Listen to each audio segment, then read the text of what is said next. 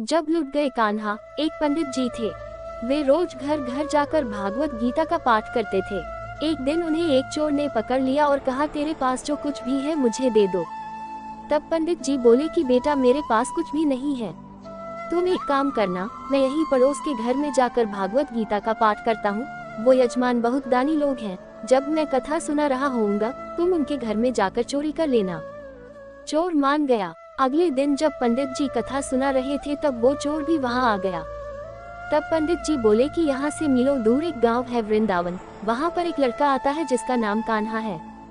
वो हीरो जवाहरातों से लदा रहता है। अगर कोई लूटना चाहता है तो उसको लूटो। वो रोज रात को उस पीपल के पेड़ के नीचे आता है जिसके आसपास बहुत सी झाड़ियाँ हैं। चोर ने ये सुना और खुशी खुशी वहाँ से चला गया। वो चोर अपने घर गया और अपनी बीवी से बोला कि आज मैं एक कान्हा नाम के बच्चे को लूटने जा रहा हूँ। मुझे रास्ते में खाने के लिए कुछ बांध कर दे दो। पत्नी ने कुछ सत्तू उसको दे दिया और कहा कि बस यही है जो कुछ भी है। चोर वहाँ से ये संकल्प लेकर चला कि अब तो मैं उस कान्हा को लूट के ही आऊंगा। वो पैदल ही पैदल टूटे चप्पल में ही वहाँ से चल पड़ा। रास्ते में कान्हा का नाम लेते हुए वो अगले दिन शाम को वहाँ पहुँचा, जो जगह उसे पंडित जी ने बताई थी। अब वहाँ पहुंचकर उसने सोचा कि अगर मैं यही सामने खड़ा हो गया तो बच्चा मुझे देखकर भाग जाएगा, तो मेरा यहाँ आना बेकार हो जाएगा। इसलिए उसने सोचा क्यों न पास वाली झाड़ियों में ही छुप जाऊं। वो जैसे ही झाड़ियों में घुसा, झाड़ियों के कांटे उसे चुभने लगे। उस समय उसके मुंह से एक ही आवाज आई, कान्हा कान्हा।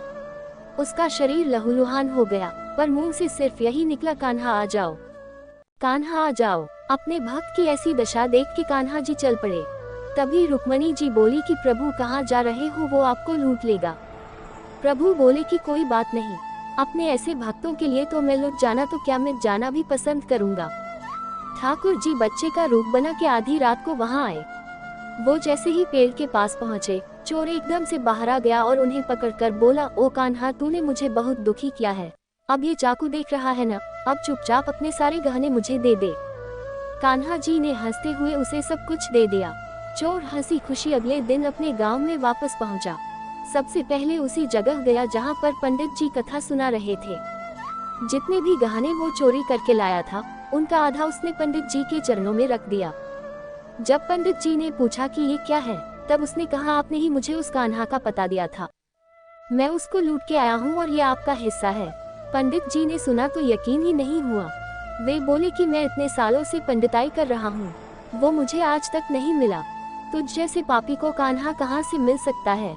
चोर के बार बार कहने पर पंडित जी बोले कि चल, मैं भी चलता हूँ तेरे साथ वहाँ पर, मुझे भी दिखा कि कान्हा कैसा दिखता है। और वो दोनों चल दिए। चोर ने पंडित जी को कहा कि आओ मेरे साथ यहाँ पे छुप जाओ। दोनों का शरीर लहूलुहान हो गया और मुंह से बस एक ही आवाज निकली, कान्हा कान्हा आ जाओ। ठीक मध्य रात्रि कान्हा जी बच्चे के रूप में फिर वही आए। दोनों झाड़ियों से बाहर निकल आए। पंडित जी की आंखों में आंसू थे। वे फूट फूट के रोने लग गए। चोर के चरणों में गिर गए और बोले कि हम जिसे आज तक देखने के लिए तरसते रहे, जो आज तक लोगों को लूटता आया है, तुमने उसे ही लूट लिया। तुम धन्य हो। आज तुम्हारी वजह से मुझे कान्हा के दर्शन हुए हैं। तुम धन्य हो। सीख ऐसा है हमारे कान्हा का प्यार अपने सच्चे भक्तों के लिए। जो उसे सच्चे दिल से पुकारते हैं तो वो भागे भागे चले आते हैं। प्रेम से कहिए श्री राधे। मेरो तो गिरधर गोपाल दूसरो न कोई। अगर आपको मेरी ये कहानी अच्छी लगी हो तो प्लीज मेरे चैनल को सब्सक्राइब कर देना और बेल आइकन को प्रेस कर देना। धन्यवाद।